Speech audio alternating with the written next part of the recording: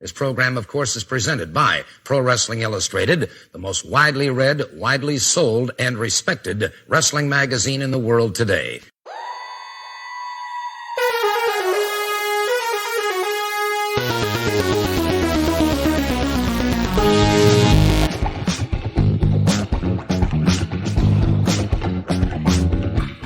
This is the Pro Wrestling Illustrated Podcast. I'm your host, PWI senior writer Al Castle. I'm going to be joined in a moment by my co-host, Brian Solomon.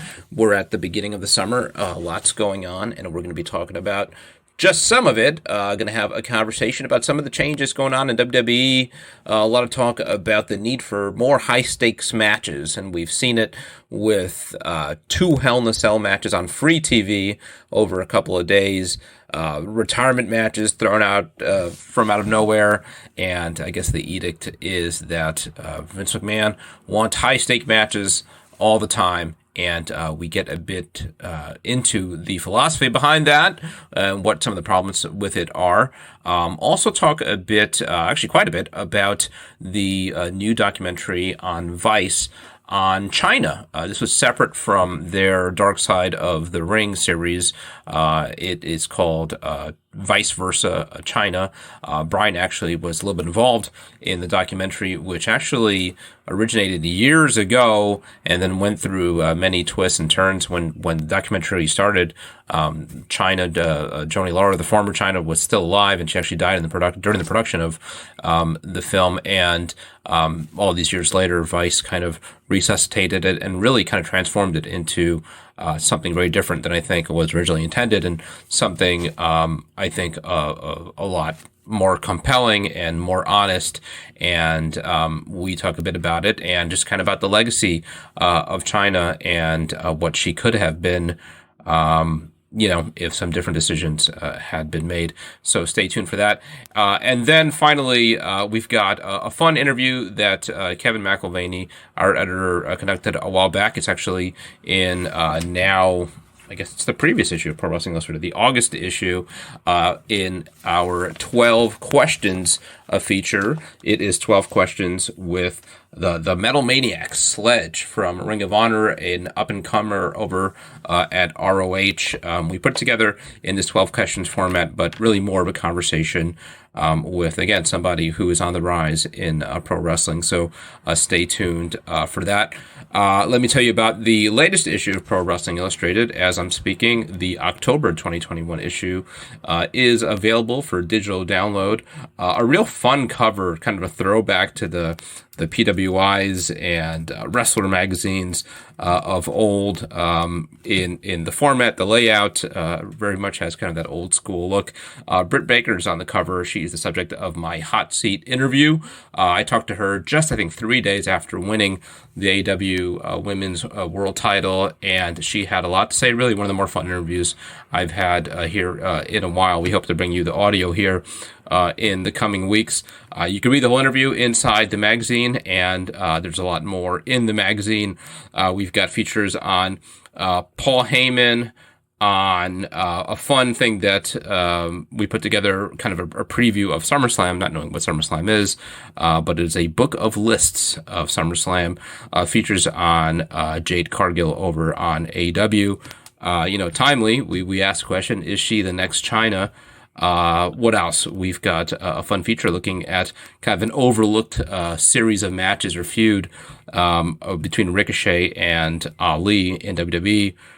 Features on Josh Alexander on the annual Super 8 tournament over at ECWA, on Alley Cat, and so much more. Again, lot changing over Pro Wrestling Illustrated over the last year or so, and it's great to see a lot of names that typically wouldn't get that much of a spotlight get them inside the pages of our magazine. So you don't want to miss it. Not just the featuring new or different talents, performers, but also we've got a lot new writers on our team giving different perspectives. So a fun time to jump in and subscribe to Pro Wrestling Illustrated. You can do that at pwi-online.com, whether you subscribe to the print edition or the digital edition.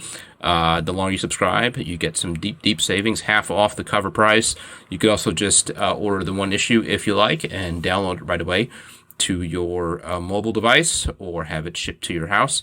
Either way, again, the way to go is PWI-online.com. We got some big things cooking, just wrapping up the work on the annual PWI poll that I'm working on. And just this past week, we had our first meeting, and our second meeting for that matter, on the 2021 PWI 500.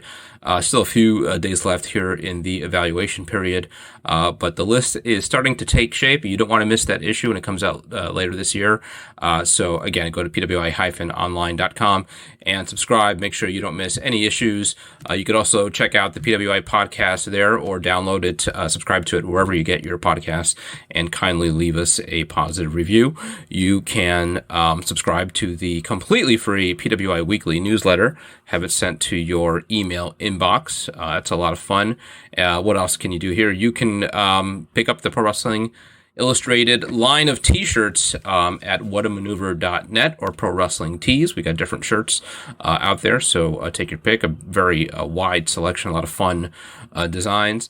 And what else? As always, follow us on social media at official PWI on Instagram and Twitter. And send us an email here with your thoughts, questions, what have you, PWI Podcast at outlook.com or PWI at kappapublishing.com. All right, joined by my co-host right now, Brian Solomon. How's it going, Brian? Pretty well. I'm enjoying the beautiful weather here in Connecticut because, I always have to talk about weather at the beginning. So yes. I'm sitting outside in my yard. That's how nice the weather is. Let's talk some wrestling and a couple of topics that you wanted to talk about. There's not a ton going on in terms of current events. We just had a pay-per-view this past weekend, Hell in a Cell. I think it's fair to say it was kind of flew under the radar, one of the more unremarkable pay-per-views in a while. Some good action, two Hell in a Cell matches. Both were fine. I enjoyed the main event of Lashley and McIntyre, but wanted to look at kind of the bigger picture of, putting those two Hell in a Cell matches aside. We had two others on free TV over the course of 4 days. We've talked a little bit about how, it seems that WWE has stepped away over the years from organically building to these matches, and it's more just about, it's on the calendar, so let's do them. And this is sort of taken to the nth degree that we had, again, two Hell in a Cell matches on free TV, neither coming out of a feud that I think you'd say was even close to sort of like reaching the level that would explain why this would need to be in a Hell in a Cell.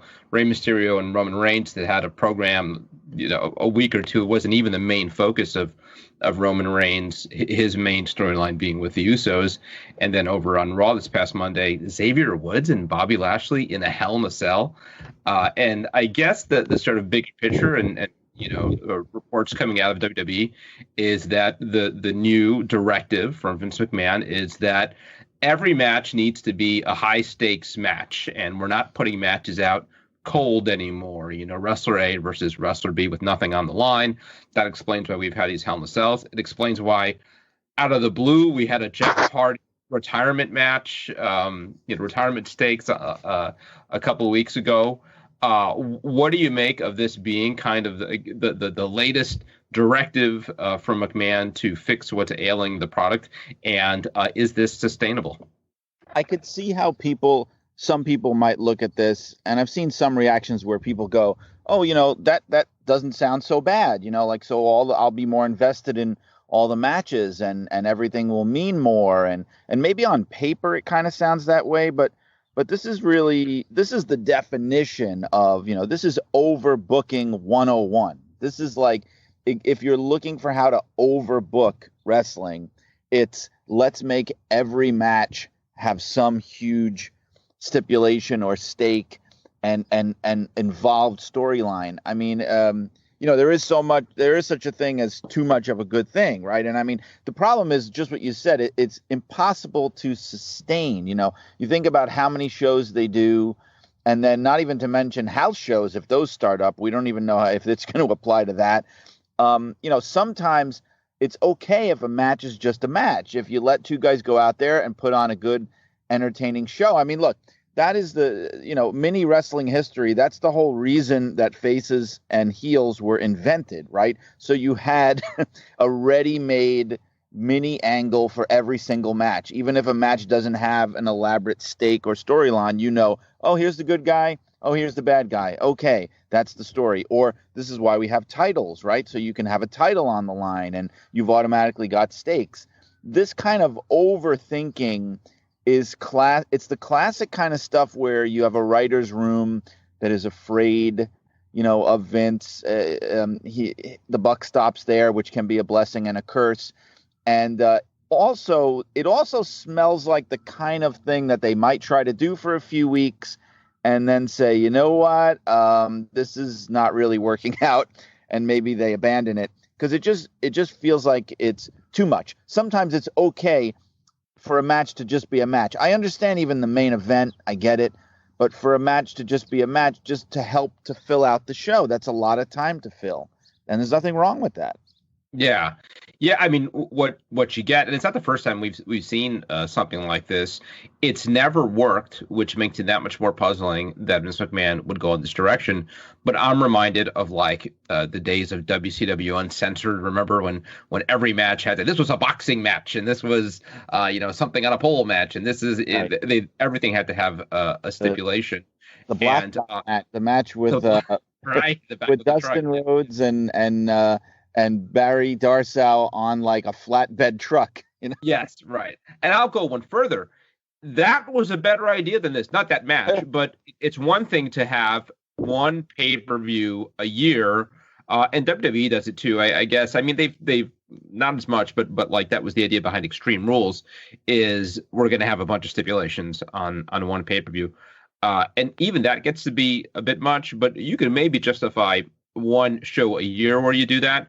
But you can't do that in every match that you put out. And it almost goes without saying. I can't believe that anybody would have to be explaining this to Vince McMahon.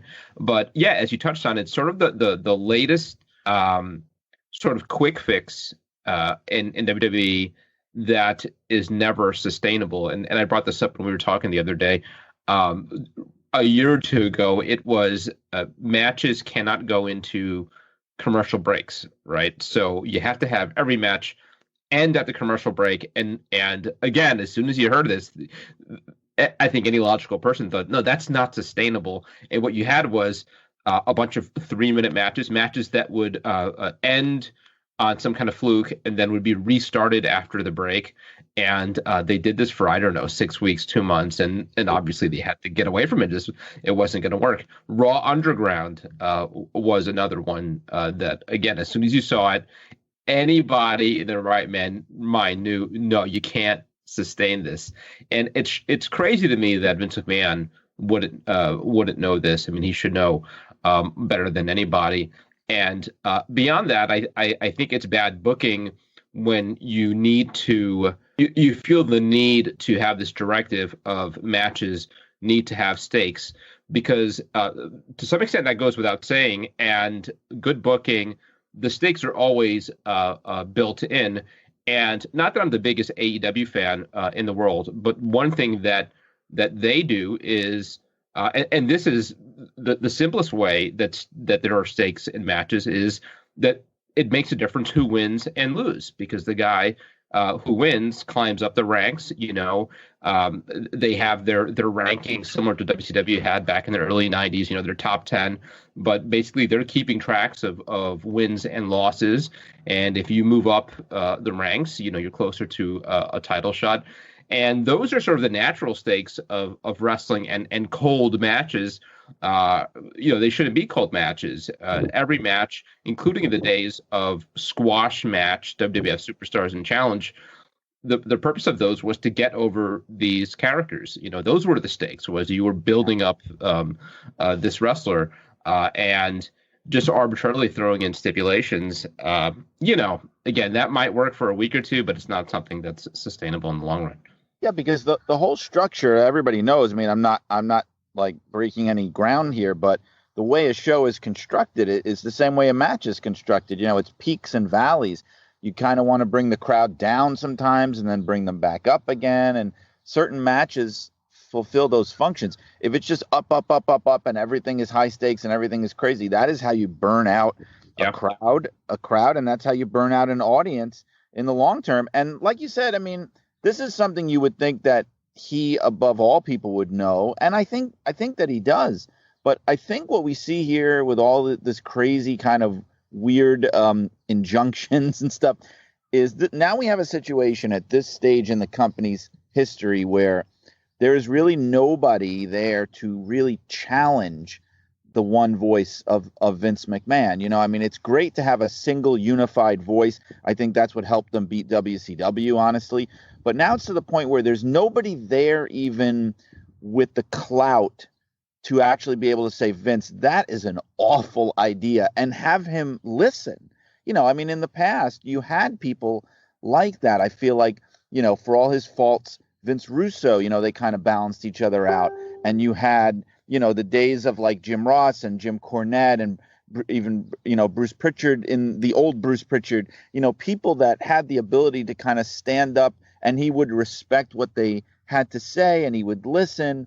I feel like that, I mean, I'm not in the writer's room, but I feel like that's gone now. I feel like it's a bunch of young people who are kind of quaking in their boots, just trying to make this guy happy, and nobody realizing, I think, that there are times where you can step up and say that, you know, you take a chance. I mean, easy for me to say, right? It's not my job, but I mean, take a chance and step up, and you don't have to just constantly be trying to make this guy happy. I mean, I can tell you from experience, he likes to be challenged. He likes sometimes to be proven wrong, you know, by the right person. So this is a case of just a lot of fear, I think, in the writer's room. I'll take it a kind of a different direction.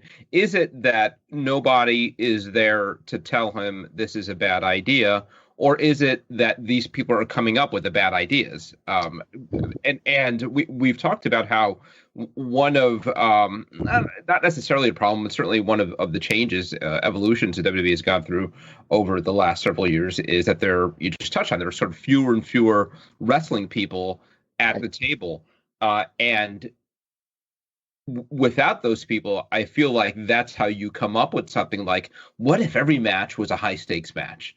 You know, it's the kind of problem that, you know, new wrestling promoters just starting out kind of fall into. I've been listening to Jeff Jarrett's new podcast, and it's fascinating in so many ways. And it deals with some of this, and not so much at TNA, but do you remember kind of the precursor to TNA was World Wrestling All-Stars. Sure do. Yeah, that Jarrett was kind of involved, but he was not. He was sort of the wrestling guy. He was sort of the guy that we're saying needs to be at that table, but surrounded by, you know, just people who are in the entertainment business. And I remember him in one of the early episodes talking about how they booked this show in Australia, and Bananas in Pajamas was this big thing in Australia at the time, like a popular children's show. And so they had to have a battle royal where there was a banana in pajamas, and he needed to get like a lot of ring time, and the camera needed to be on him at all times. And, you know, it's funny, but you hear Jeff Jarrett saying, like, look, they were paying the bills, and so that's what they wanted, and that's what we did. And again, that's kind of the thing, but not a wrestling promoter who's been not just in the business, but been the guy at the top of the business for 50 years. Crazy that he wouldn't know this. So maybe he does, and maybe he does know better. And this is maybe influence from folks that don't know better, you know? Yeah, that was an interesting thing, by the way. We watched that in the office when I worked at WWE because we were following that World Wrestling All-Stars thing, and we got like a copy of their pay-per-view or whatever their shows were. And I remember that they had Nathan Jones on there, and he had just left us and things like that. And yeah, we saw the Bananas in Pajamas, and I knew what it was because I had toddlers at the time, but a lot of people in the office were scratching their heads. But yeah, I think that, you know, what it is, right, on the writer's side is you have people who, you know, there's different types of wrestling people, right? So you could have a room full of people even who are like big wrestling fans. And I don't really necessarily think that's your fix. And that's coming from a very big wrestling fan, because then what you wind up getting is a room full of people who They were never in the business. They don't get the business. They don't get the psychology of it. What they get is, what they remember liking when they were kids. And it's one particular thing, or it's like, whatever their favorites were, like I had that experience happen when they started changing the magazine over there. There a bunch of guys came in and they're like, oh, my favorite wrestler was Coco Beware when I was a kid. He was great. And, they think that's going to get them cred as a wrestling person. So, and I'm not saying, all right, they had people like Dusty Rhodes and Pat Patterson and Michael Hayes is still kind of hanging on there. And I'm not saying we need a room full of like ancient, wrestling people. There are young people. There are newer people who are very smart, who get the business, who are the modern day versions of those guys that they could easily, bring in to help keep things on course. So it's not just a room full of either clueless TV writers or TV writers who were fans like 15, 20 years ago and think that it's easy to book wrestling, Yeah, those people exist. I mean, some of them I know they've worked with even in the last few years. I know Gabe Sapolsky was on board as some kind of consultant, probably more on the NXT side, working with Triple H. But right, I mean, there is a balance, but there is no substitute for experience, right? Just having been in a business over many years and even decades and seen so much of what's worked and hasn't worked, and maybe come up with your own ideas that you thought would work and just were disasters, failed miserably.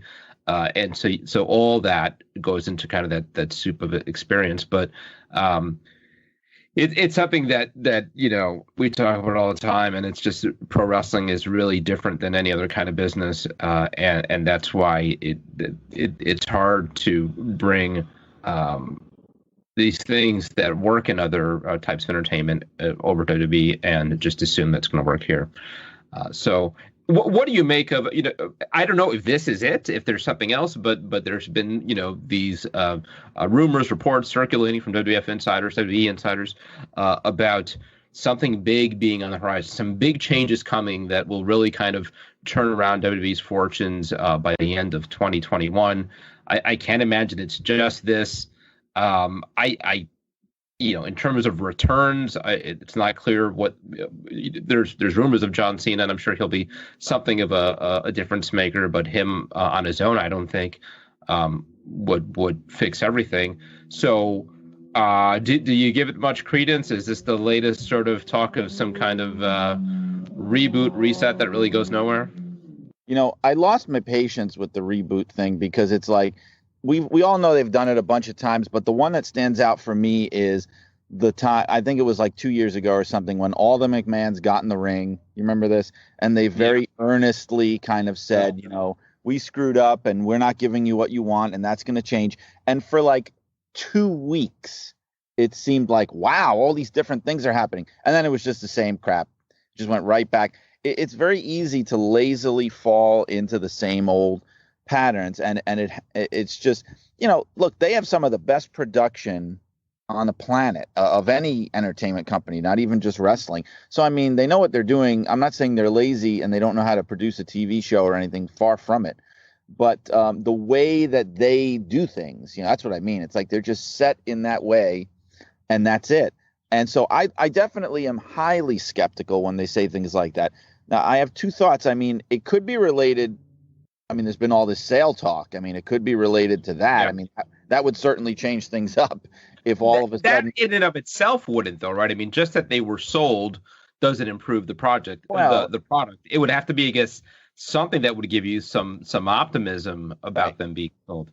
Right. I mean, what I mean is, and this is why I'm not inclined to think that's what it is, because the thing that would really change things up if they were sold is if all of the management changed. And there's no way they're going to be bragging about that happening. If that happened, it would be certainly something that they would not be thrilled about, if it were to ever happen. I mean, it could be, there's been all this talk online with Reigns, not just calling out Cena, but also talking about Rock. And I feel like if they could pull off something where both of those guys came in at the same time, then you're talking about something that could move the needle. I mean, that's a big, big thing if that happens, both of them. Well, what that does is it gives you a really strong program and some really strong matches. It doesn't fix the whole product, right? And it does look like both are on the horizon. I know there's some reports of maybe Survivor Series being in New York later this year, and them trying to get The Rock to be there, presumably to build to the match with Roman Reigns. That's huge. Obviously, Cena Reigns, which is, I guess, being discussed, would be huge, maybe for SummerSlam in front of 70,000 fans. That's all great. I'll say something else. I think it was around a year ago, coming off of the Seth Rollins Rey Mysterio program, where they were feuding over removing each other's eyes, and the garbage with the Fiend and the Swamp match, and him winning a match by drowning Braun Strowman. I remember us talking about the product about a year ago being about as bad as we could remember. I'll say it's improved since then a good amount. It's not sort of like must-see TV exciting every week, but they've eliminated a lot of the worst of the stuff, Alexa Bliss notwithstanding. But SmackDown on any given week is a lot of fun to watch. I mean, anything with all the stuff with Roman Reigns and the Usos is just fantastic, absolutely sort of pitch perfect. And Bobby Lashley over on Raw, MVP, Drew McIntyre, there's a lot to like, Yeah. So I think that's the way to go, right? So rather than the next big reset, reboot, let's turn everything on its ear, it really is about accentuating the positives and eliminating the negatives. Look, there are people who are really into the Alexa Bliss stuff, that's fine. And if it's doing big numbers, then far be it for me to tell them that's not working. I think if you held the poll, more people would say they dislike it than like it. I remember being to WrestleMania in Tampa a couple of months ago, where the fans, the first live crowd they had in a long time, soundly booed Bray Wyatt and the Fiend out of the building. And even if some people like it, enough people hate it that maybe it's just not worth doing. And again, why not just focus? You'll be hard pressed to find anybody who. I mean, you're going to find a lot of people that do dislike Roman Reigns, but in the right way, in the way you want him to be disliked. But the point is that I don't think you'd find a lot of people who don't think that program and Roman Reigns and what he's doing isn't hugely over. And again, the same could be said for Bobby Lashley and a lot of stuff that really is clicking right now. So again, focus on the good stuff. Get rid of the really, really bad stuff. That doesn't mean don't try different things, because you'll try some stuff. They got this thing going on with Eva Marie and Doudrop, and kind of on the fence right now about what I think about it. But it's good. Experiment, right? And if it doesn't work out, then you cut your losses and you move on. Yeah, and I'm a firm believer, and this is partly why SmackDown is working better, that, again, you don't need to overbook. You don't need to, and I think that also happened a lot in the Attitude Era, where there was this sense that every single wrestler needed some like high stakes storyline at all times. That was Vince Russo's special. Yeah, right. And I don't think I mean, he really would think that way. Like it was very soap opera. It was every single member of the roster needed something, and that sounds great on paper, but it just gets to be too much. And so I think, like, if you have a few top angles, a few top programs, that can carry your show. That it really can. It can make it a memorable show. I mean, even if you think back to whatever eras of wrestling that you love, you're thinking of like 1, 2, maybe 3 storylines that really grabbed you. You're not thinking of like the entire roster. You're really not. And it's because the rest of that was carried in a good way. It's like the rising tide carries all ships. And SmackDown is doing that right now because the Roman stuff is so compelling. It carries the whole show. Yeah, I think with an assist from Bianca Belair. So yeah, I think you've got Roman at the top. What he's doing, right, is the focal point. And the other benefit is that it's 2 hours, right? So you don't have 3 hours to fit. It's 2 hours to fit. Give a solid 30, 40 minutes of that show every week to whatever's going on with Roman. another big chunk of it to whatever's going on with Bianca, and she's good, and her stuff with Bailey's been good, and then the rest is kind of a potpourri, a little Otis here, a little Mysterio there, and it makes for an entirely watchable 2 hours, which sounds like faint praise, but it's compared to what WWE was doing just a year ago, it is a significant improvement. So. I hope they stay on the course. Speaking of the Attitude Era, we want to talk a bit about this. We've talked a lot about documentaries here in the last few weeks. This really feels like one of the stories of the year is all these documentaries coming out with a range of quality. I just came off seeing just quickly the Bret Hart one, the Shawn Michaels one, what else, and a couple of new the Vice, what is it? The Dark Side of the Ring. And I gotta say, I've been underwhelmed with a lot of them. I mean, I'm not a huge fan of just kind of like, I guess the reality is that a lot of these are designed for people who are not big fans. So it's kind of new to them, these stories, but a lot of them just kind of deal chronologically with stuff that that fans, people follow this already know. But one that doesn't fall into either category is kind of its own thing. That was on Vice, but it was kind of a standalone documentary called Vice versa Chyna, which is a 2-hour documentary about Chyna. Again, really stood out as something different. You mentioned to me, I tried to get as much in before the show today. I'm most of the way through it and really enjoying it. In the first few minutes watching it, I heard a familiar voice. Like, I know that guy. How do you get involved in it? Well, this partly has to do with why that was not simply another episode of Dark Side of the Ring, because you could see how it could be that kind of subject matter, like because people were asking why did Chyna get this special treatment on Vice, and part of the reason is because that project started as something completely different. So if you watch the Chyna documentary, what I was a part of, and I should mention that now because I don't know, conflict of interest or whatever, but I'm in it briefly. The reason is that it started as a documentary project called The Reconstruction of Chyna, which was going on while she was alive. And it was meant to be something that was going to redeem her, that was going to put her back in the spotlight and all this. And unfortunately, she died during the production of it. And some might say, as a result of the production of it, at least in part, unfortunately. It was just very overwhelming to her. And I was interviewed originally for that project. I'm thinking this is like 2015, maybe early 2016. I know she died in April 2016, so it was before that. And they talked to me at length. And they used about 20 seconds, but that's par for the course. But the main reason they wanted to talk to me is because I had worked there. And so I was there when a lot of the stuff went down with Hunter and Stephanie and Chyna kind of getting pushed out, and the corporate reasons that were given for why she was let go, and which is what we were also told when I worked there, that she was becoming difficult, she was asking for too much money and all this, and we saw through all that even at the time. So they wanted to hear about all that.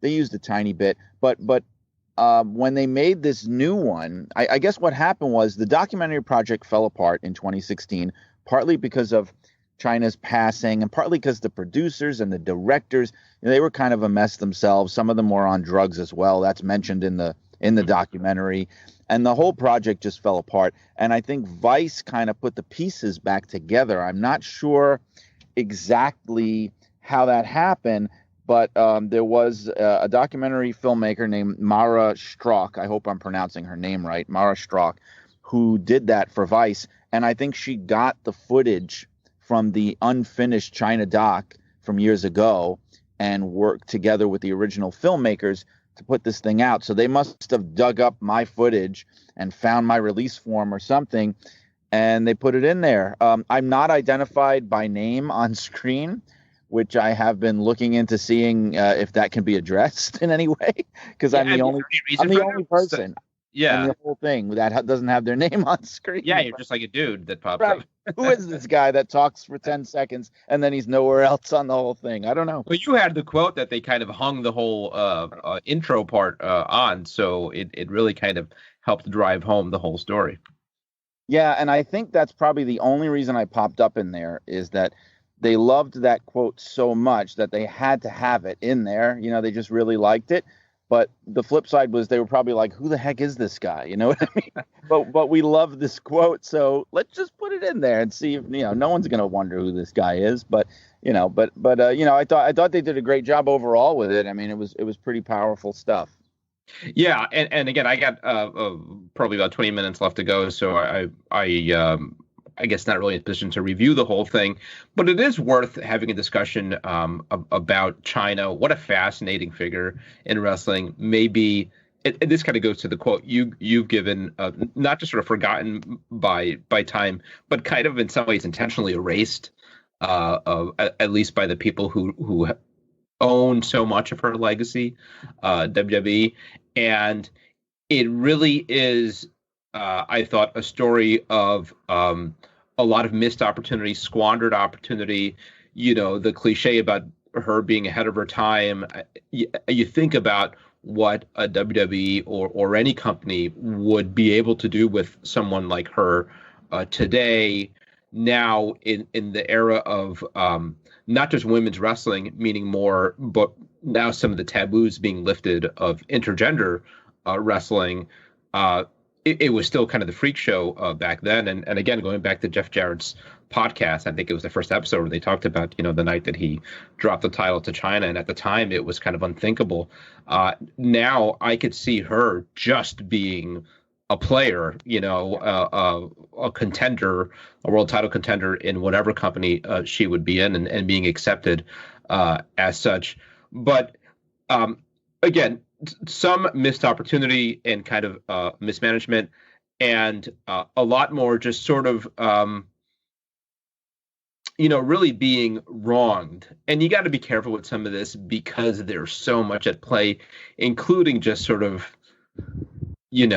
affairs of the heart, right? And the reality of everything that happened between her and Triple H and Stephanie McMahon, and the fact that Triple H and Stephanie today have a what looks like a successful marriage and a beautiful family and all that. So fantastic. But the fact is that some of the roots came out of her really being hurt and kind of wronged in a way. And even after that happening, there was one bit where she talked about, and maybe Vince Russo talked about it too, like, why couldn't they just give her the name, right? If she had, and again, being realistic of like, given everything that's gone down here, it's tough to keep you here, right? I mean, now Triple H is growing an influence in the company, and this is just sort of awkward and weird and maybe isn't going to work out. But that said, and I'm sure they talk about, setting a precedent and all that, but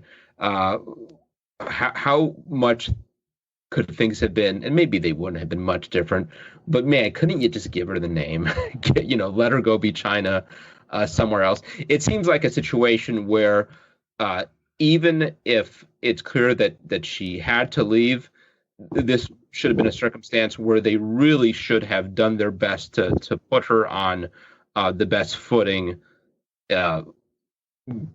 understanding that she couldn't be here, Yeah, and the name thing, I said the same thing when I watched it, because this is clearly a case where they were never going to use that name because they were going to pretend she never existed.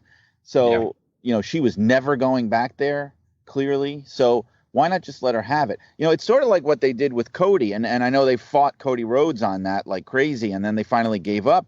But I think part of the thinking was, okay, listen, it's not like this guy's ever coming back here. Like he's running his own like $1 billion wrestling company. He is doing his thing, and we're not going to be using his name. So screw it. We're just going to let him have it. And that's kind of what they could have done with her. And it's a shame they didn't. And I think I have to say too, it has to be, well, a couple of things. First of all, what was never mentioned in the documentary at all, and I think is worth mentioning because it compounds what happened to her, is that they were engaged. And I'm surprised that never gets mentioned. She talked about them having a house together. Right. They lived together, but they were engaged. She had a ring on her finger, a very large one, and they were engaged to be married. And I think, frankly, that makes it even worse. I mean, yes, affairs of the heart, I get it. And on that level and that much of a power play, that is just, it's one of the worst Raw deals in wrestling history. And for people that weren't around then, this is the thing, and fans or that weren't around or weren't watching, it's important for them to understand, because from the context of today, you would not know this, but at the time, and I'm not saying, it was maybe for a year or two, but in that window, she was as big as anyone in that company. You would not get that impression now, with the WWE version of history. She was at the level of The Rock, at the level of Stone Cold Steve Austin. She was there completely. I don't know if she was there. She might have been a rung below, but still, you're not just talking about her being a very big deal in the company. You're talking about her being a very big deal in the most successful period for a company ever, right? So this was the peak of WWE and the wrestling boom. And right, I mean, I guess we could debate whether she was as over as the Rock or Steve Austin. Clearly, that she was even over that much is a testament to her, because she didn't get nearly the attention, the screen time, the storylines that the other two did. But she was right there. And it wasn't even, it had nothing to do with the women's division. That's the thing that needs to be made clear. I don't think anyone since has really done what she did. The closest I would say is Becky Lynch, but I don't even think that she got to where Chyna was.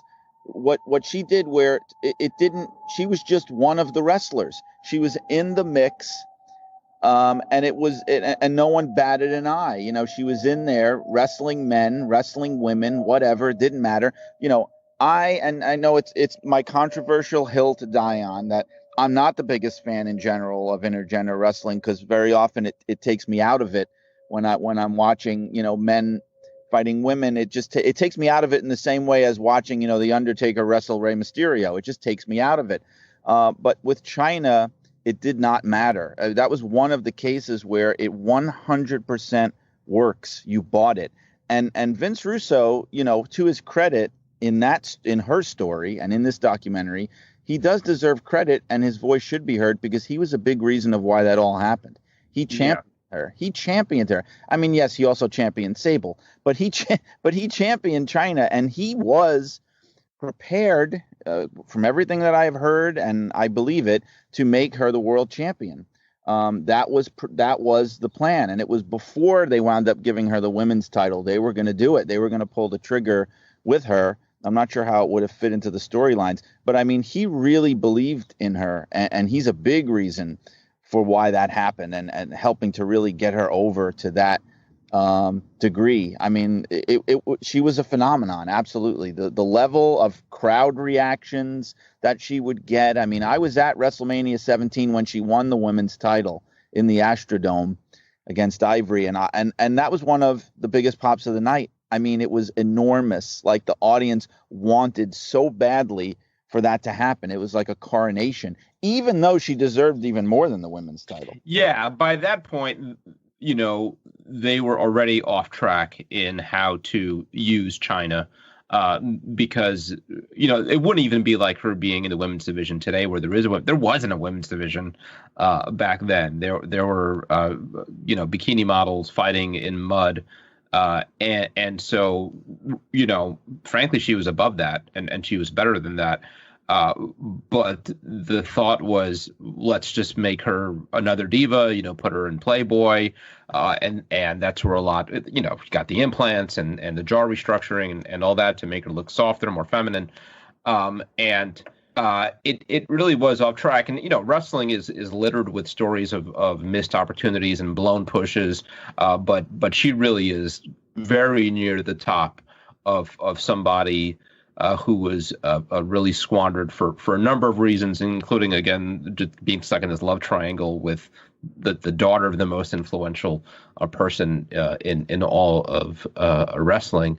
I mean, even she got cheap. Talk about a raw deal. I mean, it occurred to me that even if she did get the Chyna name, right, the WCW was gone by then. So there's really, when she got shacked, when she got shown the door, there really was nothing to fall back on. I mean, they showed that she went to Japan, and I had known of the match with Chono, and I had never seen that much of it. And man, they were just stiffing the crap out of each other. Yeah. But even that wasn't the opportunity that it is today. So when she left WWE, I mean, there really wasn't any safety net. No, and she got cheated in a way that, look, I know, stuff like this happens in the world all the time, in entertainment all the time, in wrestling all the time. But the thing is, when you're in a position of power like that, talking about the people that really screwed her over, the right thing to do at the time would have been to acknowledge, warts and all, that what you did affected somebody in this negative way. You have power over that person. So the least you could do is take care of them. The least you could do is say, look, we're really sorry. This happened. We're in love. It is what it is. We're getting married. We're very sorry. And we're going to make sure that you're okay. We're going to give you this, that, or the other thing, whatever it may be. You can't just say, well, you know what? We want to make our lives easier. We want to feel more comfortable, not have to look at this person at work every day.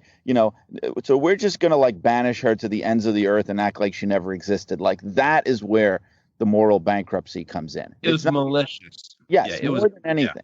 Yeah. Because I understand that, things happen, the not to wax poetical, but the heart wants what the heart wants. Yep. I get it. I understand it. I've lived it. But you have to acknowledge the people that it affects, and you have to make amends. Otherwise, that's really what makes you a rotten person more than anything. Yeah, and that's the thing. I mean, on one hand, it's another story of a successful pro wrestler, and we've seen this a lot in all these documentaries over the last few months, who gets mixed up in drugs and essentially and ultimately that's their downfall.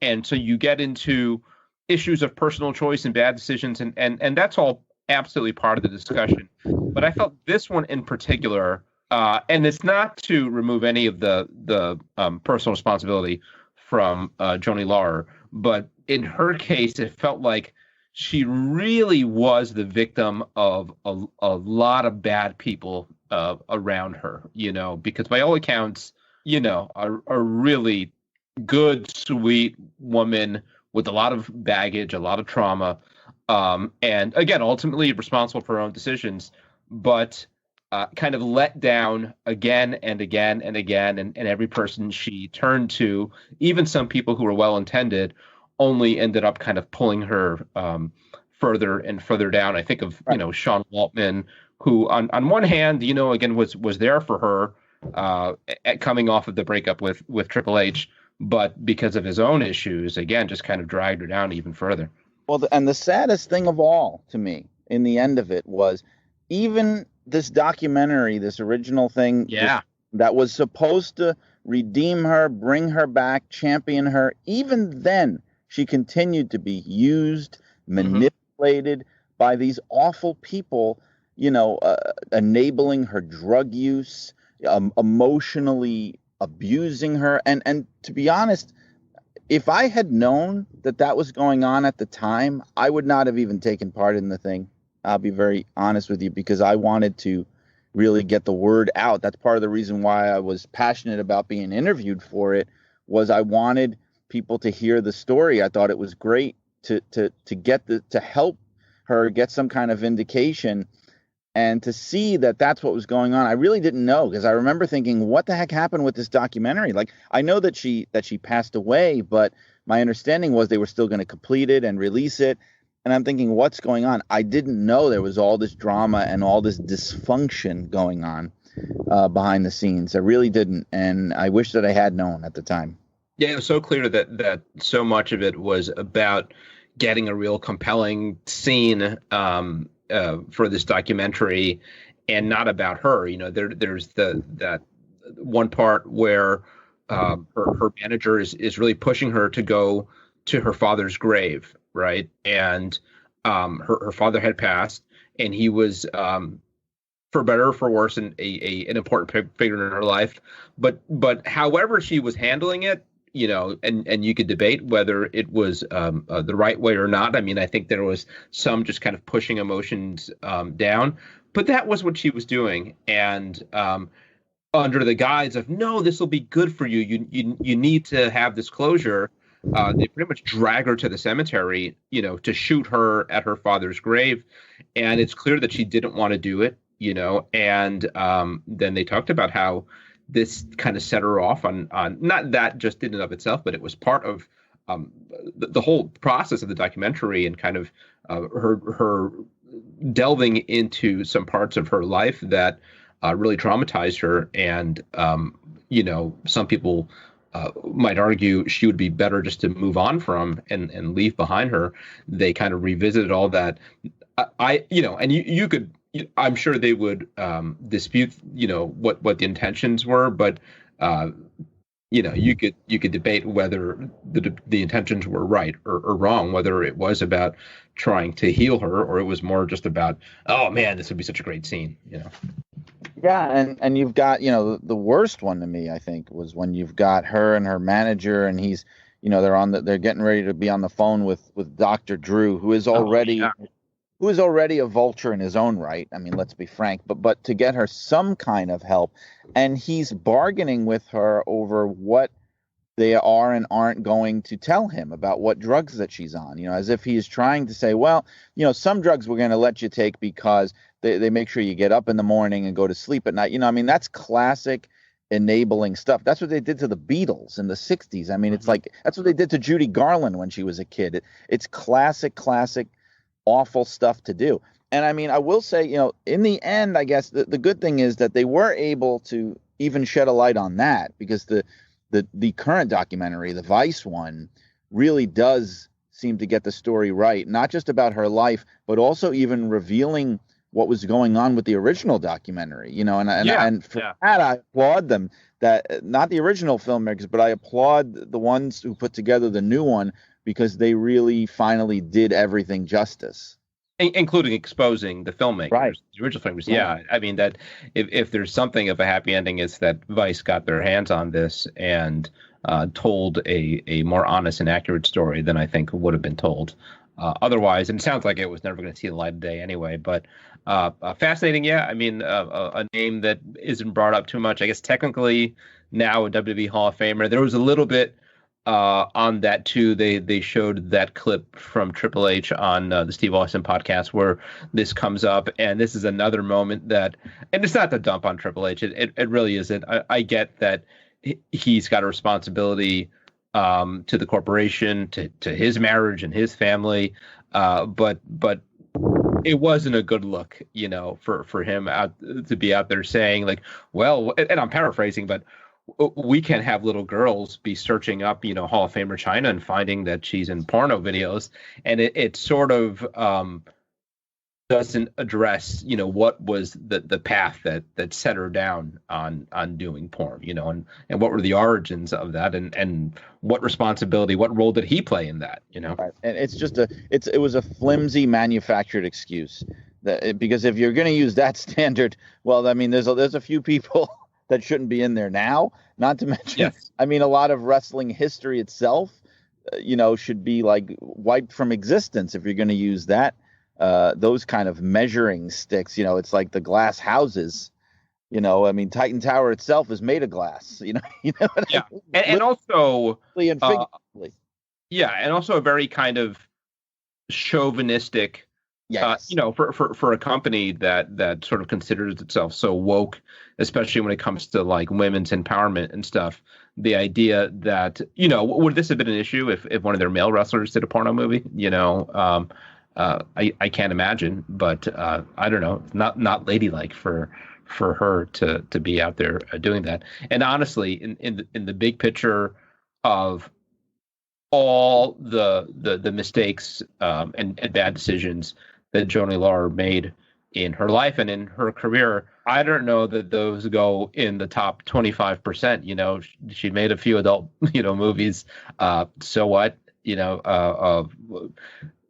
could debate whether it was a good career move or not a good career move, but I don't think it needs to be that big a part of her legacy. There was a market for that, and she did it.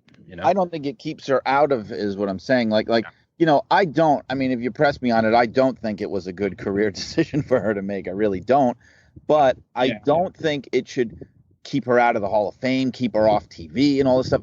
And honestly, I don't think that was ever the reason anyway. It's just a manufactured kind of cover, and it's very obvious as to why we can't acknowledge this person, because here's another. Well, I mean, I can go on and on about it, but I mean, that was not the legitimate reason. We all know it. And given all the awkwardness with Triple H, it's odd that when they finally put her in the Hall of Fame, they did it as part of DX with Triple H on stage accepting. I mean, she should have been part of that, but do you think there's still an opportunity there to put her in the Hall of Fame on her own? Has that ship sailed, and it's just best to kind of forget about it? I mean, honestly, at the end of the day, what does it make a difference unless there's some I don't know if her family would get something from that or not. Maybe her fans would get some comfort from feeling like they got justice or something like that. Is it worth doing? I think that we could definitely see that happen. I mean, we've seen it happen before. It seems like when it's like what happened with Randy Savage. When someone passes away, they actually seem more inclined to do it than when they were alive. And I don't know, it's partly spite, that then the person can't actually benefit from it now, and they can benefit, the company can still benefit.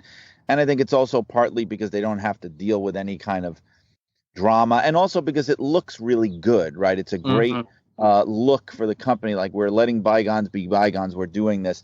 And so I think if there's enough pressure, which the pressure is mounting, and this documentary is part of it, I think it's very possible that they could decide to do it. I think it would be looked upon very favorably by fans. It would be looked on very favorably by talent. I think the entire locker room would applaud it, except maybe for, one or two people. Yeah. But everybody would. And, they are good business people. And the Hall of Fame is, partly a marketing tool and partly, a branded entertainment franchise within WWE. And I can't see why they would allow any kind of just like personal gripe, especially this far along, to get in the way of that. I can totally see that happening at some point. Absolutely.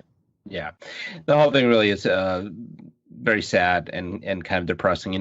Just watching the documentary and seeing that in moments of her being kind of lucid and clear-headed, she looked really good. It had been 20 years almost since she really came on the scene, and she still basically looked like Chyna, and in some ways looked healthier than she had in a long time.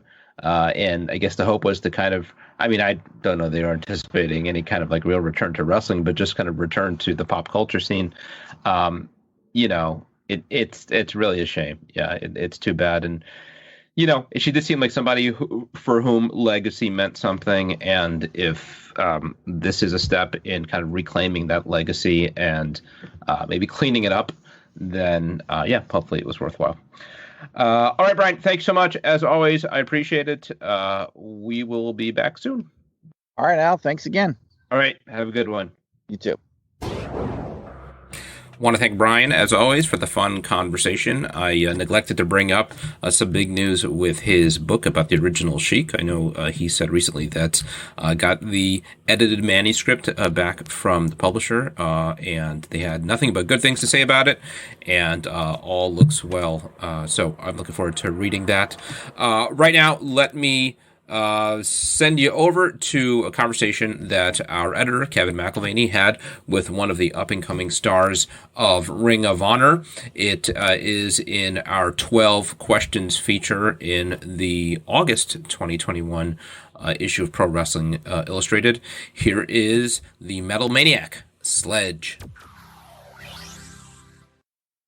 You signed with Ring of Honor right before the company shut down for the pandemic. Which is a really, it's a weird time to do that. What was going through your mind last spring as all of this was happening, as it was shutting down, as, basically you were just getting started and the future's so uncertain. What's going through your head? That somebody finally signed Sledge, so then the world decided to crash. No, that, I'm just honestly, man, I'm just blessed to at least have a job during this whole time. And what was going on is like, hey, man, like I took a real chance on going to the Ring of Honor dojo, going and working, being there for 6 months, and then them signing me afterwards. And I'm like, yes, I finally get to go. And then the world shuts down because of COVID-19. And it was kind of like one of those things, but at the same time, though, it wasn't bad for me. Mm-hmm. It was a time for me to reset mentally, physically, emotionally, and really kind of focus on like my body and focus on what I really want to do in Ring of Honor. Because now I'm swimming with sharks. Now I'm swimming, with some of the top talent in the world. So yeah, it definitely gave me some time to really think. So it wasn't really a bad thing, to reset for a second. How did the dojo compare to any expectations you might have had going in? What's your experience been like there? The Ring of Honor dojo is great. After my tryout in 2019, I want to say it was my tryout. When they offered me the tryout, right after they offered me the tryout at the Madison Square Garden show when I was there.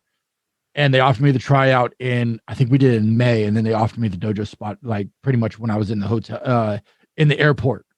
It was one of those things, man, where, I needed some fine tuning, some polishing, some ready for television. It was, hey, you're there. We just don't think you're quite ready for television yet.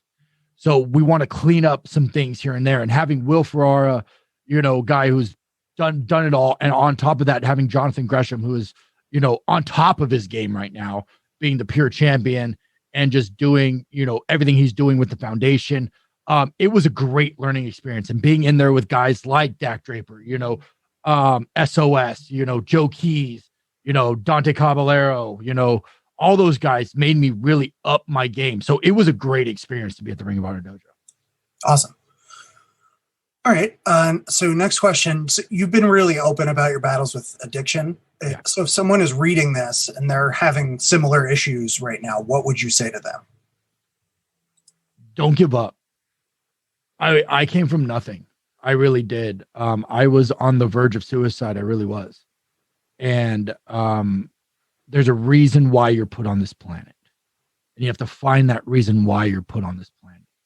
And once you find that reason why you're put on this planet, then go head first for it. Mine is to be, a professional wrestler and to try to motivate people for them to understand that the world isn't a bad place. The world is what you make it, and I'm a true living comeback story. I really am. And you can do anything you want once you put your mind to it. So you're a self-professed metalhead, part of your... Yeah. So what music do you listen to get pumped up for a match, like songs or bands?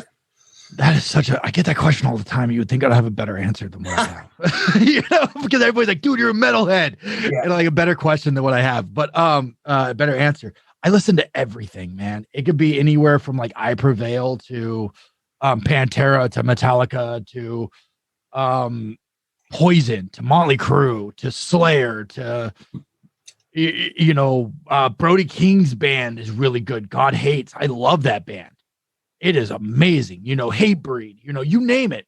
I would put it on. And if I'm ready to slam some weights, then it gets me to slam some weights or slam some people. Then I'm playing it and ready to go. Awesome. Yeah. So before you signed with ROH, you were mostly on the West Coast. I mean, almost entirely from what I saw. Yeah. East Coast crowds are a little bit different. They're passionate, but they can be kind of tough. So are you nervous at all about eventually competing in front of those fans?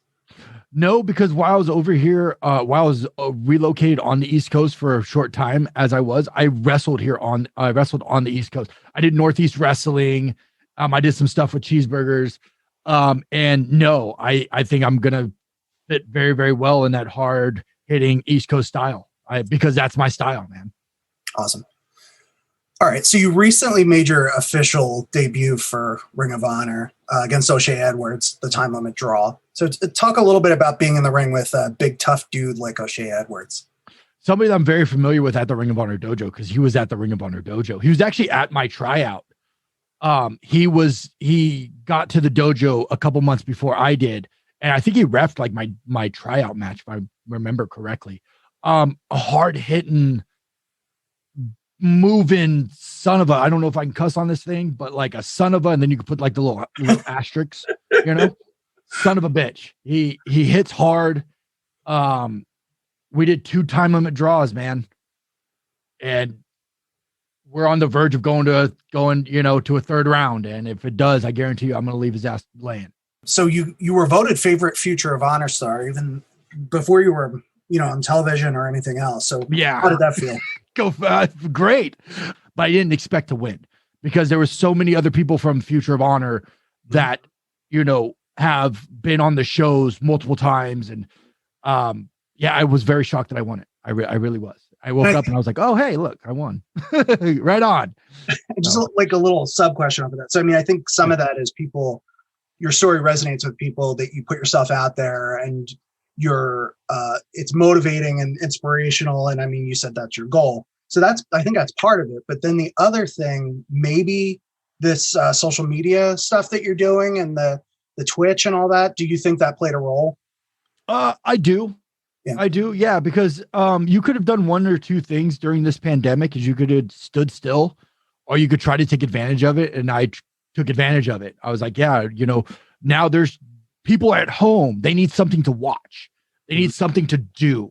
So if I could give them something to watch Monday, Wednesdays, Fridays, and Sundays, and then give them something to do while I'm doing YouTube content or whatever else I'm doing to help, promote number one, myself and Ring of Honor, then yeah, maybe that definitely did it, All right. So this is a little more lighthearted. What's your favorite snack for after a match or workout? Oh man. Honestly, after a workout, chili mango. Huh. I love chili mango. Like I eat so much, like it's bad. I shouldn't eat that much chili mango, but I do. I love hot food, man. I love spicy food, stuff that's going to make me sweat. I'm always in my meals, dude. I always have jalapenos in my meal. Yeah. They don't make, they just taste good. Like anything that's going to make me sweat or make me have a little bit of a burn in the back of my throat, dude, I'm all about. I really am. But yeah, that and like my favorite cheat meal, probably pizza and nachos. Yeah. It's a hell of a combination. Good answer. So did playing in a band when you were younger help you prepare at all for performing in the ring? I would say yes, absolutely. Because the music business is just like the wrestling business. You'll get out of it as much as you hustle. Absolutely. If you hustle your ass off in the music business, you'll make yourself something. If you hustle your ass off in the wrestling business, you'll make yourself something. So, you're a strong guy. You could probably be taller than a good amount of the roster. You could probably be called a power wrestler with some of the moves that you do. But You're no stranger to the mat and technical wrestling. So My question is, do you see yourself making an impact in the pure division? I would love to. I was just like thinking about that because I do a lot of technical stuff and actually coming from the dojo of technical wrestlers like Gresham and Will Ferrara, definitely. And then, you guys got like another big guy in the peer division, like Dak Draper, who just wrestled Jonathan Gresham on the 19th anniversary show and almost beat him. Almost beat him. Great match. One of the best breakout performance for Dak Draper. It really was. Yeah. I would love to get in the peer division and definitely roll around with them because I think it would show a different style than what I can do. A lot of people know me as the powerhouse wrestler that hits hard, but people don't know that I'm very technical as well. So yeah, I would definitely love to show that. All right. So next 2 or 3 years, what are you hoping to do inside the ring and outside of the ring? Outside of the ring, I would like to travel around to schools to motivate kids to understand that, hey, if you have problems at home, you have stuff like this, or people that battle depression, because I started battling depression around 12 years old, after my father passed, is to let them know that, hey, it's going to be okay. That and just kind of tell them my story and hopefully they can, get something out of it. In the ring, I see myself being the television champion. I see myself being the Ring of Honor World Champion. I see myself finding some people that actually like me and become the 6-man tag champs, and maybe the tag champs, who knows, I'm in it to win it, brother. I'm in it to win it. Collect the whole set. I'll take the peer title too. Hell, I'll take them all. was going to say I left that one off. I was getting to it. All right. So finally, a lot of us at the magazine and reading this at home or listening would consider it a big favor if you could get Brian Johnson to shut up. Is there any chance you could do that? Oh, man, the Mecca. That's the Mecca you're talking about. If he yells it loud enough, I swear, if he yells just a little bit harder, that head vein is going to burst. I swear that's going to happen. I would love to shut Brian Johnson up. I really would. I don't think he would ever step in the ring with me. I don't. We'll see. I hope he does. Yeah, because I'll pop that vein on his head with one punch. All right. I mean, this has been great, and I think probably we could very well release this on the podcast. Is there anything you want to plug or? Yeah, if you guys allow me to plug, yeah, absolutely. Make sure you guys follow me on all my social medias at Sledge805. I keep it super easy. Twitter, TikTok, Instagram, and I'm on YouTube. I do unboxing videos on YouTube. I put matches on YouTube. I'm big on Twitch.